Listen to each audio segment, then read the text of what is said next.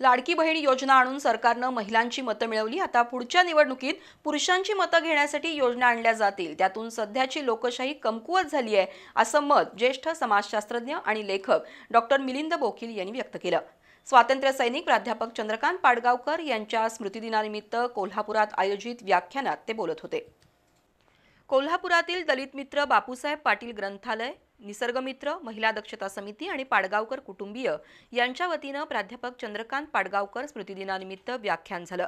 ज्येष्ठ समाजशास्त्रज्ञ आणि लेखक मिलिंद बोकील यांनी लोकशाहीतून स्वराज्याकडे या विषयावर विचार व्यक्त केले।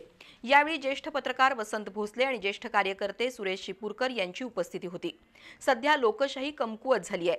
संसदीय लोकशाहीचं बलाबल 60-40 किंवा 51-49 असं अपेक्षित आहे, पण तिचं बलाबल 90-10 असं होता कामा नये, अन्यथा लोकशाहीला अर्थच उरणार नाही।